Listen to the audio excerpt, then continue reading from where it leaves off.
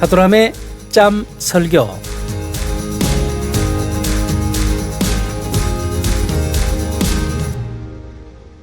성경에 보면 하나님께서 너희는 자기를 위하여 우상을 만들지 말고 이렇게 수없이 말씀하십니다. 그럼 우상이란 무엇인가요? 하나님과 나 사이에 끼어있는 모든 것을 말합니다.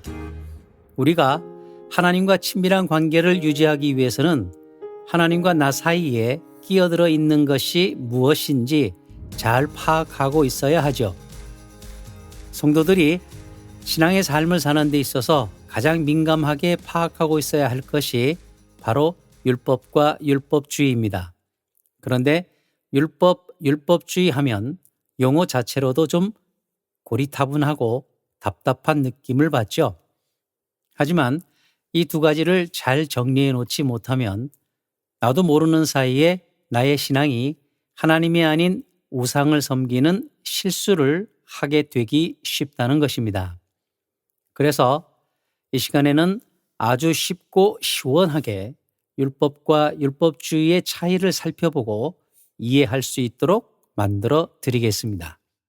그럼 먼저 율법과 율법주의, 이 둘은 근본적으로 다른 것이다 라고 알고 있어야 합니다.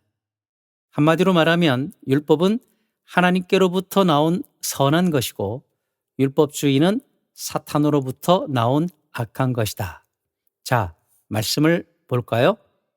로마서 7장 12절, 이로 보건대 율법은 거룩하고 계명도 거룩하고 의로우며 선하도다. 성경이 말씀하시는 바는 율법은 거룩하다, 그리고 의롭다, 선하다. 그렇죠? 율법이란 일반적으로 작게는 십계명에서 모세오경, 그리고 크게는 구약 성경 전체를 가리킵니다. 그러나 여기서 말하는 율법은 단순히 구약에 나오는 율법만을 말하는 것이 아니라 전반적으로 하나님의 법도, 하나님의 계명을 말합니다. 그러니까 하나님의 말씀 전체를 가리키는 것이죠. 그래서 율법은 하나님께로부터 나온 것으로 선한 것입니다.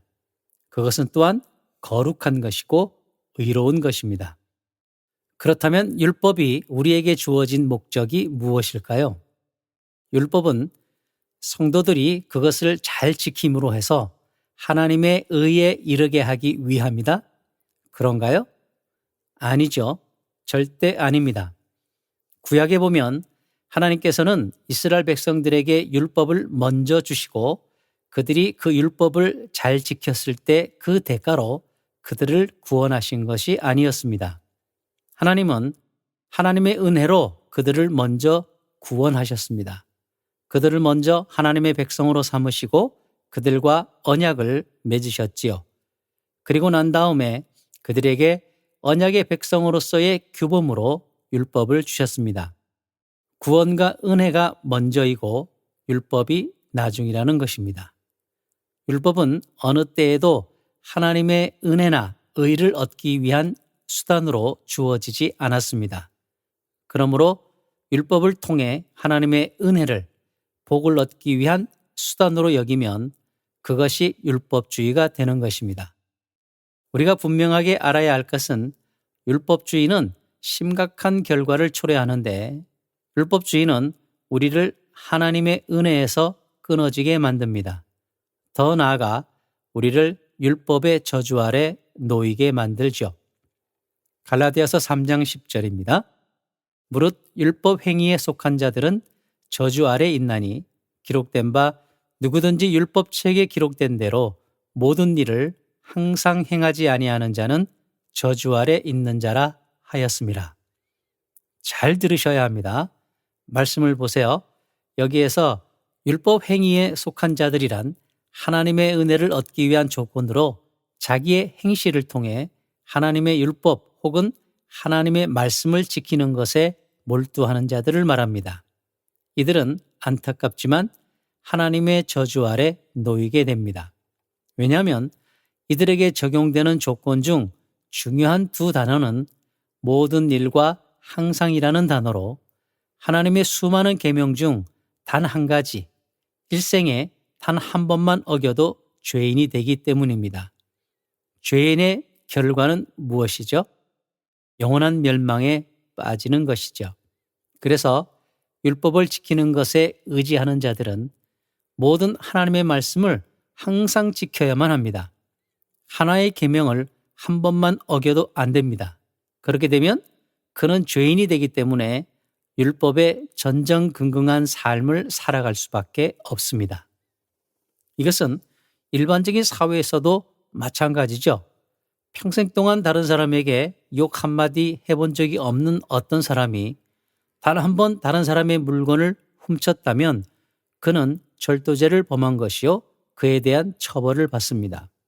그러므로 하나님의 법도를 지키는 것으로 하나님 앞에 나아갈 수 있는 사람은 이 세상에 단 한 사람도 없습니다.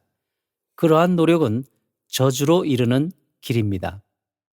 빌 하이블스 목사의 나의 실수라는 책이 있습니다. 항상 잘한다고 칭찬만 들었던 목사가 무슨 실수를 했기에 이런 책을 썼을까요? 빌 하이블스 목사는 grace, 은혜, growth, 성장, group, 소그룹, gift, 은사, giving, 헌신을 목회의 5대 핵심 가치로 삼았다고 합니다. 그리고 5G에 자기의 역량과 교회의 역량을 공평하게 20%씩 집중을 시켰습니다. 그런데 교회가 움직이질 않더라는 것입니다. 20%씩 균등하게 집중을 하면 가장 균형 잡힌 교회가 될 것 같은데 전혀 교회가 움직이질 않는 것이죠. 왜 그랬을까요? 은혜를 받지 않으니 사람들이 냉랭해서 움직이질 않았던 것입니다. 은혜가 없으니 성장이 없었습니다. 은혜가 없으니 소그룹이 움직이질 않았고 은혜가 없으니 은사 활용도 되지 않은 겁니다. 은혜가 없으니 물론 헌신은 기대할 수 없었겠죠. 그래서 목회 역량의 40% 이상을 은혜에 집중했다고 합니다. 그랬더니 교회가 활발하게 움직이더라는 겁니다. 은혜를 받으니 성장이 있었다. 은혜를 받으니 소그룹이 움직였다. 은혜를 받으니 은사 활용이 되고 헌신이 가능해졌다. 산술적인 균형보다 중요한 것이 어떤 것에 집중하느냐는 겁니다. 하나님께서는 율법에 집중하는 것을 원하지 않으십니다. 하나님과 먼저 친해지길 원하시죠. 하나님과 친해지면 율법은 마음속에서부터 저절로 지키려고 하는 열정이 일어납니다. 바른 집중은 열정을 가져다 주죠. 열정이 있는 사람이 일을 이루어내는 것입니다. 하나님과 친해지기 어때요? 집중해 볼까요? 하도람이었습니다. 샬롬.